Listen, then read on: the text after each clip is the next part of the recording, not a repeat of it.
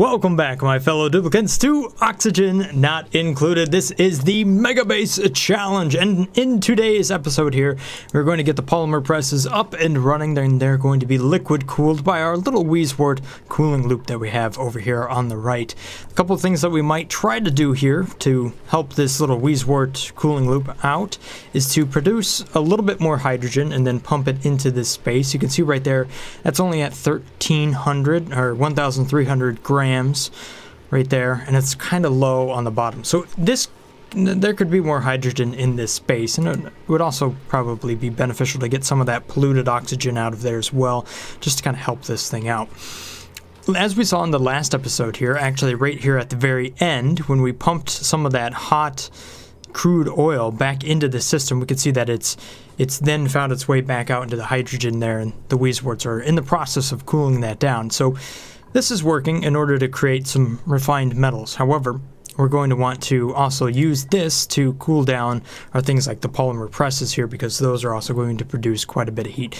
Nowhere near as much as what we're getting out of the metal refinery, but that will at least produce plastic, which means we can build a lot of things with some of that, you know, sweet, sweet plastic. Alright, so in order to cool this polymer press, I'm going to want to use the thermal energy that we have inside of our crude oil. So I think what I'm going to do here is I'm just going to use a simple pipe, transfer.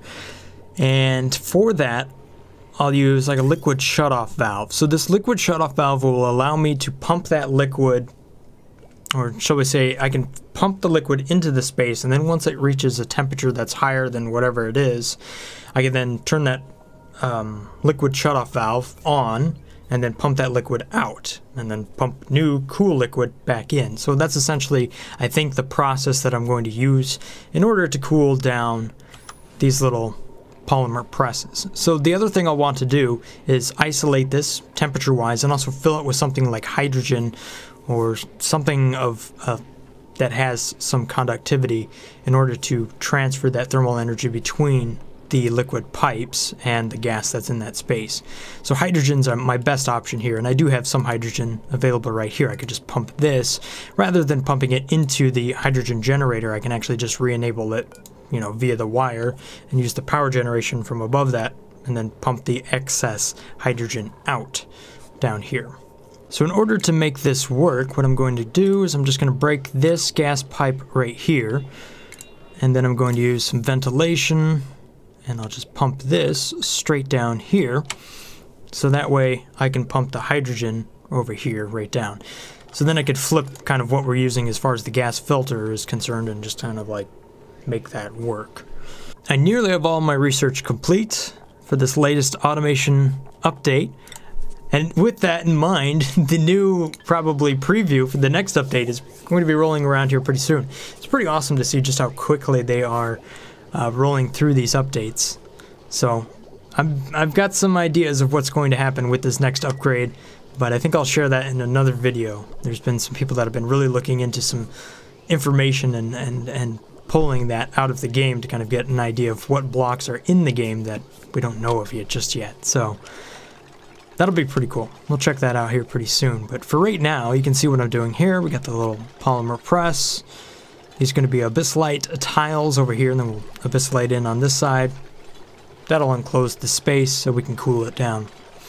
Now, did you guys just go and... Oh my gosh, these duplicants, I tell you what. You did this to yourself. No! I'm out of abyssalite.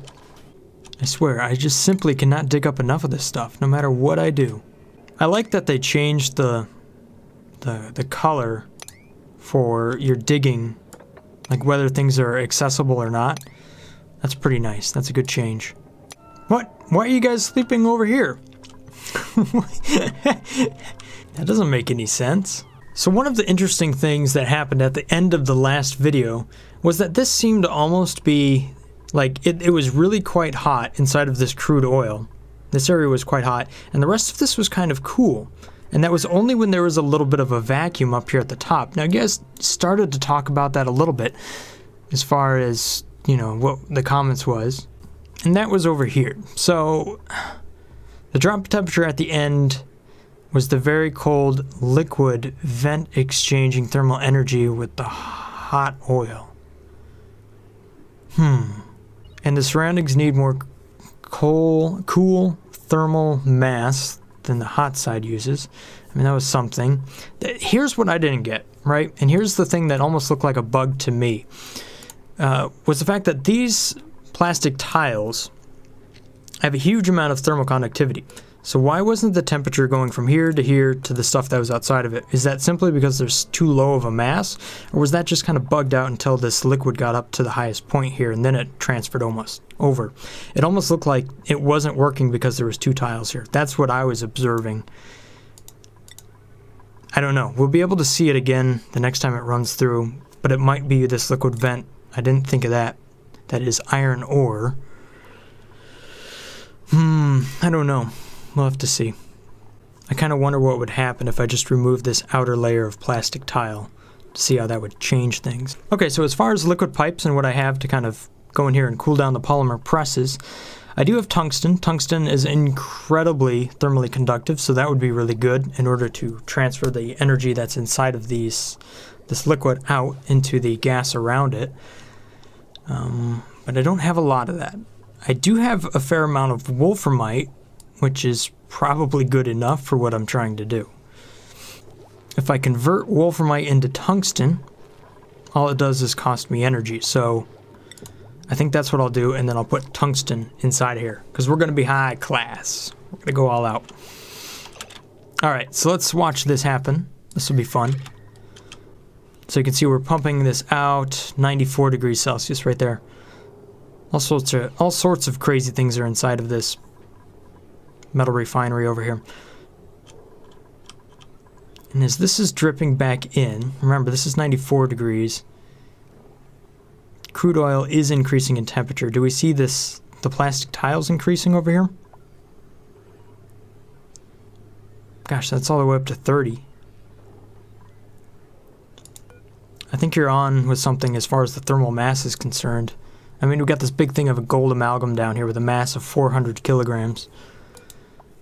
What I want to see, though, is when we actually get up higher, see what happens if that just suddenly changes.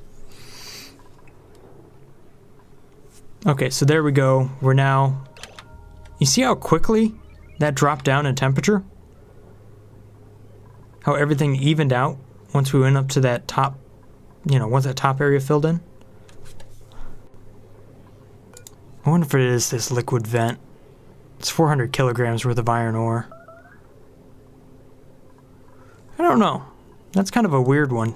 One of the other comments that pops in several times is, why do I have so little built up in my base for having 500 cycles?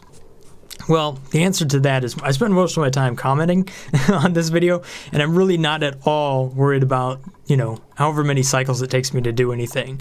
So I mostly play this game at a super accelerated pace, just, like this fast half the time, and then I slow it down to actually talk about something. The other thing is I'm also kind of I'm really not playing this for how much can I get done in the amount of cycles I have. And I've spent most of this time with just 4, and then recently 5 duplicates, so not very many duplicates. Not to mention this poor base has been through several updates thus far, which has really brought in some crazy challenges, like the fact that when this base was originally made, all of the magma down here at the bottom was actually leaking into the base. There was no abyssalite coverage, to separate the different biomes. So essentially you can see down here where I have all of the crude oil, it's 130 degrees Celsius before I actually caught that and chopped it off. So this base is fairly hot. Not that that's really an excuse for the amount of time that's been run, but I don't know. I think you play differently when you're commenting and you're trying to focus on just one particular thing so that your episode has a consistent theme from the beginning to end, no matter how many cycles it takes you. Because if I started all the projects I want to do and then spent 3 episodes going over all of those different projects but not actually finishing any of them, I don't think that would make for a very enjoyable thing to watch. So that's my excuse, and I'm sticking with it. Maybe one of these days I'll play this in a more practical manner, but I kind of doubt it. I'm usually doing the challenge thing and, you know, whatever other things I can come up with. So let's go ahead and do the tungsten. We're going to bring in some tungsten here, try to cool down this gas. Okay, so for starters here, I'm just going to go ahead and make the liquid pipes. And if I want to put some thermal shift plates in there, I'll probably have to harvest some material in order to make it correct. But for right now, let's just go ahead and create a couple of tungsten liquid loops. And that'll go like this. Crap, and I'm already out. Don't tell me those things got made out of the wrong stuff. Okay, good. Well, I tell you what, this little liquid loop here seems like it's working out just great. I mean, everything seems to stay cold enough to where I'm really not saturating the heat inside of here. It's just working out. I tell you what, I'll do something a little bit more productive over here, and I'll actually dig this out and start to plant up some sleet wheat in order to get that farm up and running. I've been kind of avoiding doing this for a while. But okay, so let me set up my liquid shut-off valve wherever I want that to be. I could probably just plug it right down here into the main line, because why not? It does require like 10 watts or something to run. So the inlet, that will be piped from here. I don't really have to make this out of abyssalite just to go back in, but so I think I'll just make this out of granite. At least this piece right here that's doing this number. I'll then make the rest of this out of abyssalite though. So I'll need some liquid bridges, and those liquid bridges will do this number, like that. So there we go. The outs all feed out. Now to feed them in, just like so. Well, it's probably a good idea to put a liquid shutoff valve on the way in. So I'm going to go ahead and put one of those right here, and then I'll kind of work from that. So there we go. Pretty simple, but we're running abyssalite at this point on the inlet side. So that right there looks like it'll work out pretty good. Just need to get some power up there and then I'll be all good to go. And it looks like I got some nice low end power right here that I can just snake up there to this guy. Follow over and then come back down. We'll just build the ladder right there. There. That'll work just fine. Okay, so here's a little mistake I made here. Using this pneumatic door, I was actually keeping people out of this space. So I turned off the custom access, but I didn't turn on the default access for in and out. So both Marie and Frankenmeep here ran out of oxygen within inside of their exosuits. So they were running around and they would have to take their helmet off in order to breathe again. So that's what was happening there. And they also were not sleeping inside of their little cots over here.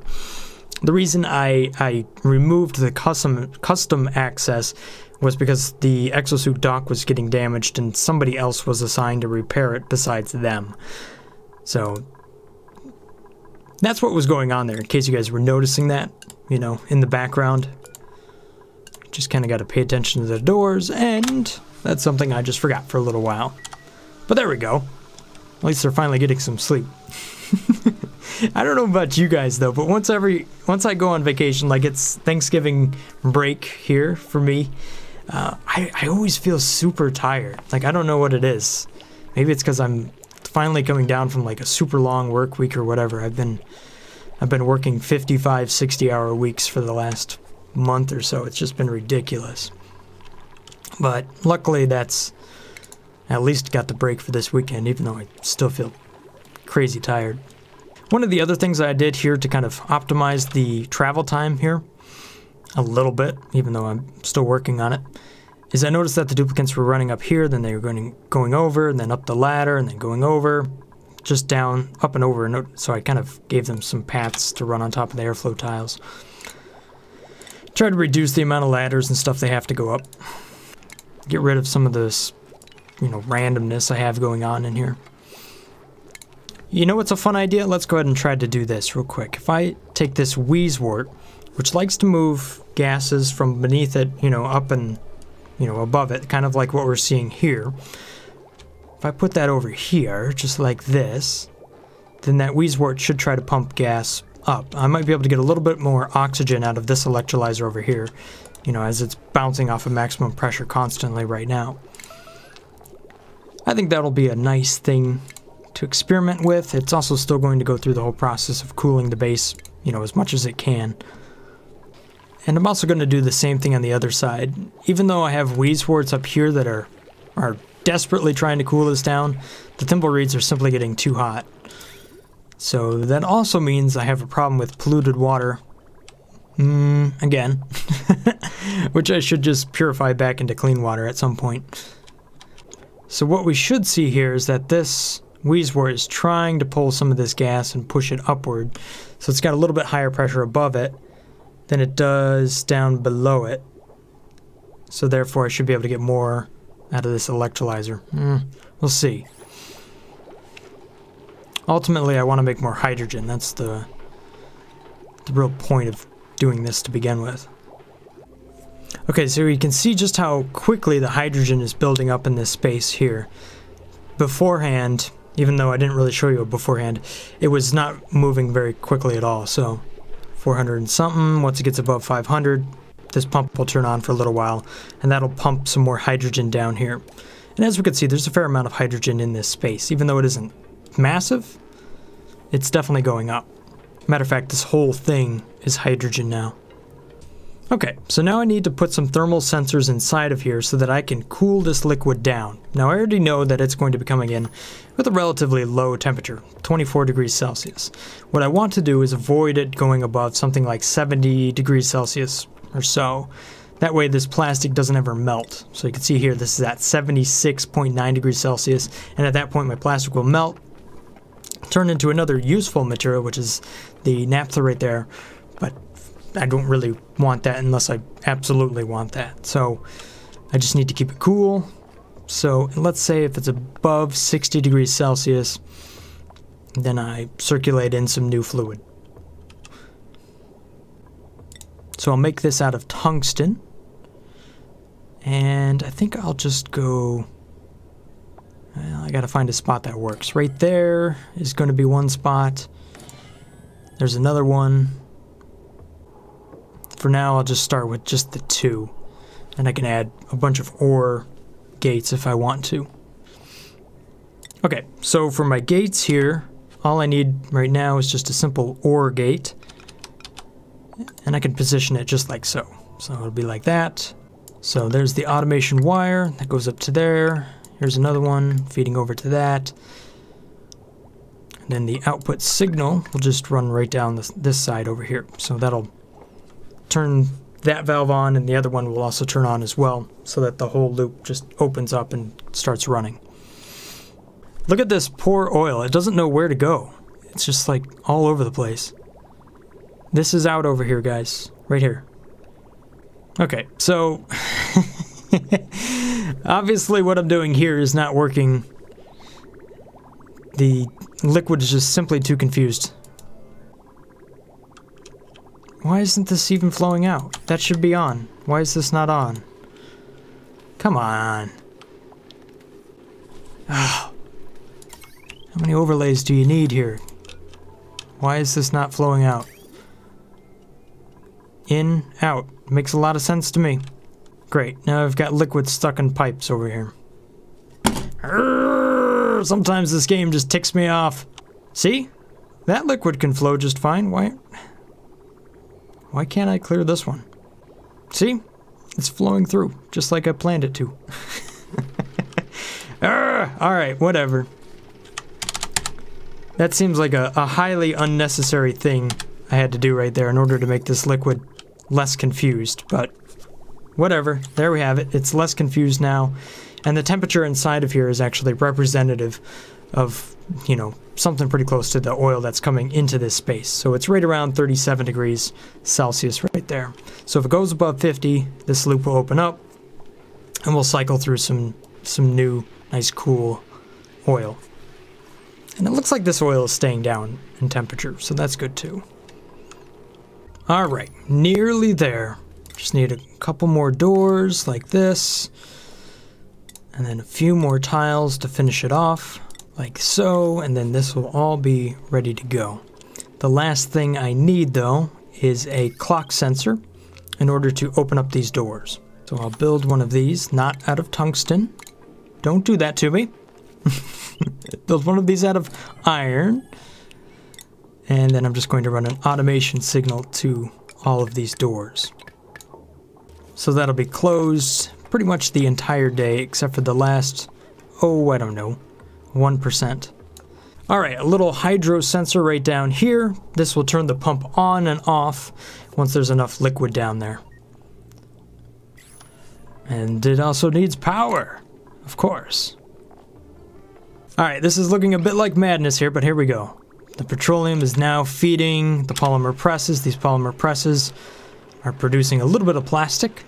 Temperature, temperature isn't bad. Okay, so what happened here? We got some polymer press that produced, but we also got a little bit of water that's been opened up there. And then the clock sensor opened up at the end of the day, dropping that plastic down. So it looks like everything worked out there as expected. I suppose the only thing left to do at this point is pump that water away. And where to pump that? Let's go ahead and try to use one of these little mini liquid pumps. As if I needed to cram more liquid pipes into this area. There's a little mini liquid pump. Now all I need to do is re-enable the oil refinery. Like it was nothing. You guys can hardly see me. The sun's gone down. It's like 4 o'clock around here. Let's go ahead and turn this up to like 800 or something. It'd be nice to put this on like an SR switch so that I fill it up quite a bit and then drop it down for a ways. That'd be kind of cool. But we're not there. Okay, so one of the other things we were talking about here was the idea of turning crude oil into petroleum based on just using the metal refinery. So that was actually talked about right here. And one of the things that was talked about was using multiple metal refineries so that the last one uses a broken pipe to kind of exhaust that stuff out, which does work. I mean, if you're going from petroleum straight to natural gas. So in order to do that, we'd really need to control the inlet temperature of the crude oil, or I guess actually we would want to use petroleum in this case.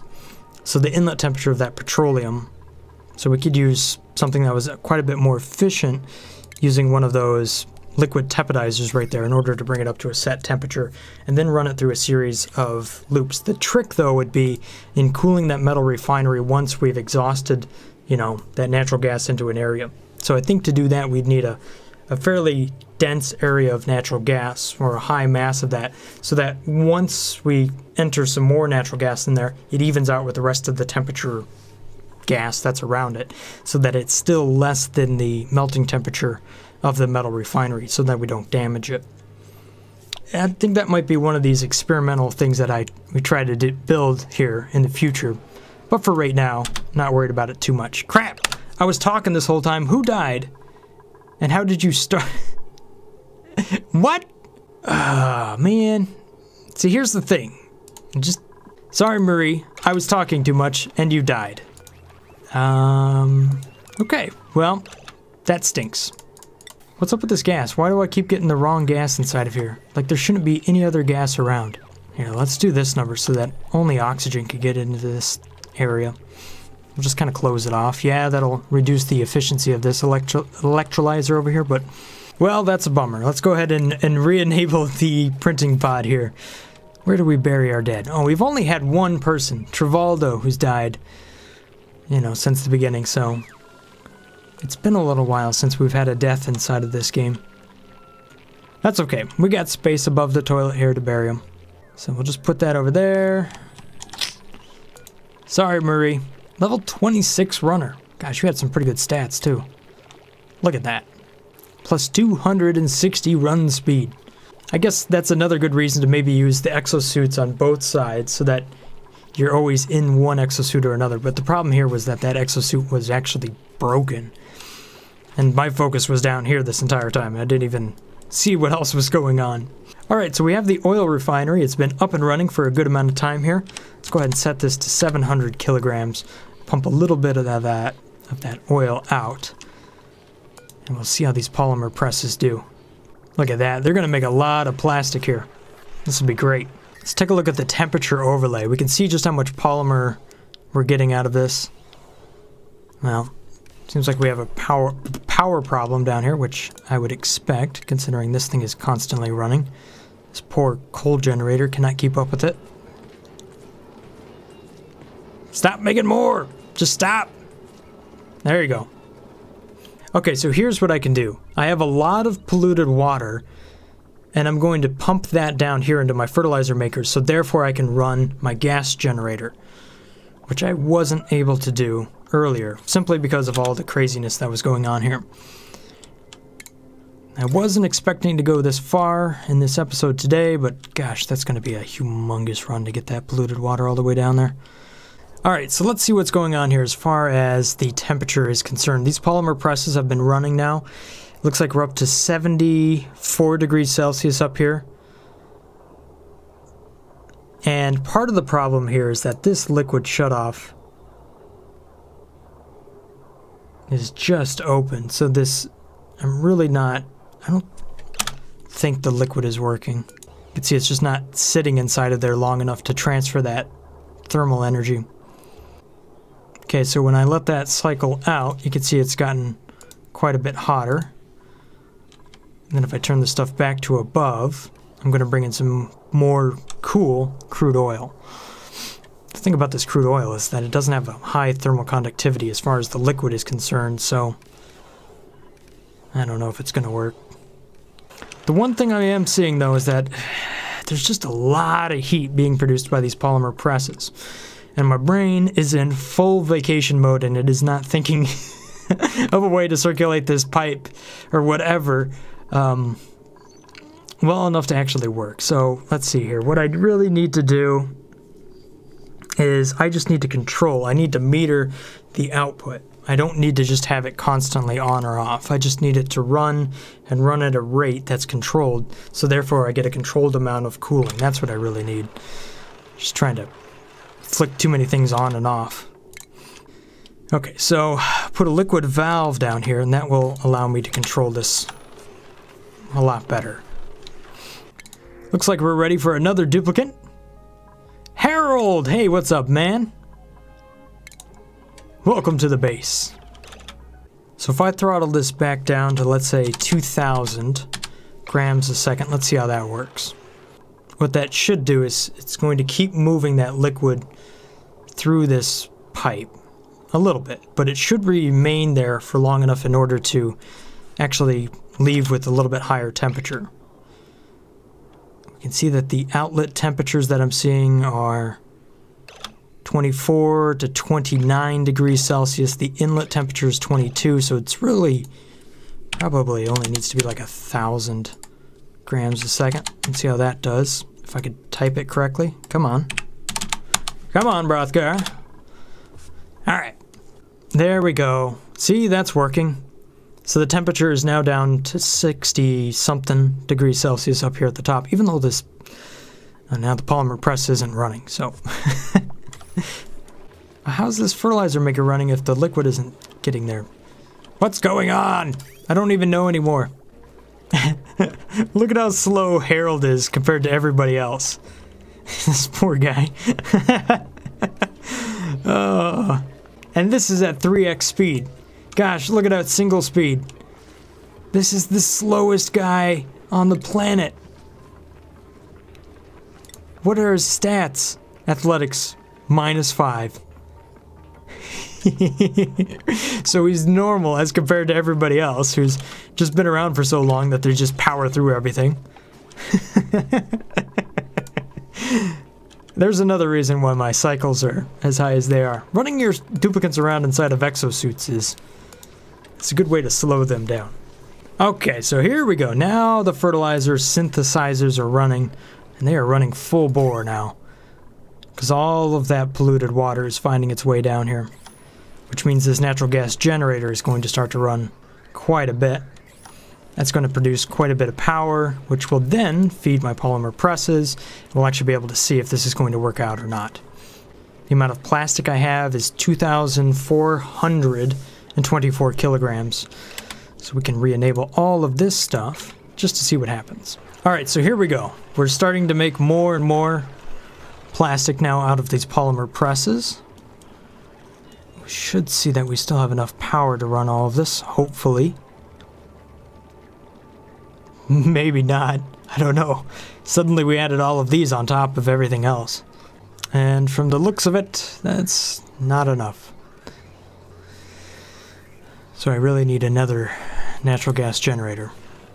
Or I could just disable some of these synthesizers. I think that'll be a fair enough idea. Kind of slow their roll, you know what I mean? Alright, so this is good to see. The outlet temperature of this crude oil is at 39 degrees Celsius. The inlet is still down there at 21, so I'm actually getting quite a bit of cooling out of this liquid that's running through here. Now, whether or not the heat transfer is fast enough through the medium of, crude oil, I'm not quite sure, but it's not going above 70 degrees up here. But I'm not sure it's quite set up to the point where it can run continuously. It might be trying to still climb up and up in temperature. It's kind of hard to tell. We got the polymer press at 71 degrees Celsius. The liquid pipes, it's at 70. There's so many different pieces of equipment in the same area. Look at all the temperatures you have to look at. It's like you can go cross-eyed looking at this stuff. The main idea, though, is that the thermal sensor rate here is at 69 degrees. And if that continues to go up, then I guess we simply don't have enough cooling. But you can see it's hovering right at 69 or 68.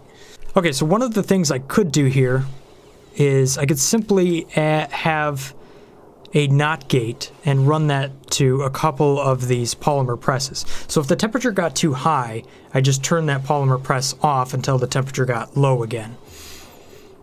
So that's another kind of method I could use to kind of make sure that I don't make things too hot. So I think I might do that, at least here for this top one. So if I do this number, I just use a NOT gate to flip this. And then I could set this one up to be 70 degrees, right? So it's a fair bit higher. But, so if this is above 70 degrees, then this polymer press will turn off. That's what I'm trying to make happen right there. This super long ladder over here seems like a great opportunity to either replace it with plastic or to actually go back and maybe use a fire pole. Maybe I can use a fire pole right here. Maybe that would work. Let's turn this down a little bit. 68 degrees. So that turns that polymer press off. While the other ones here are just on. So that drops down the amount of energy in here. It cooled down. And now it turns back on. So there we go. That's a safe system now to make plastics that isn't going to melt. So as crazy, kind of complicated as it is, it's working. So it's cool to see that that whole plan worked out. It did take a while to make. And I'll admit, this feels like a major mess right now. It's driving me nuts, but... Alright, so there we have it, guys. This polymer press plant up here is working just fine. It's kind of producing a mess. I would say the whole thing is kind of a mess, but you know what? I'm getting plastic. Lots of plastic. 4,000 kilograms worth of it. So that means I gotta start upgrading things to plastic and, make things fancy. At this point, the last thing I need to do, though, is take some of this hydrogen over here and actually fill up this loop a little bit more, so there's some other areas that I can start to improve. Not to mention kind of maybe clean this area up. I mean, don't get me wrong, it's been through a lot, and right now I'm, dropping water all over the place every time I open up this last mechanized airlock, which is maybe not the best idea, but for right now, that's what it is. So hopefully you guys have enjoyed this little episode here of Oxygen Not Included, and if I've earned your subscription, then thank you so much for that. Have a great day, guys. Stay awesome. Peace. Brothgar out.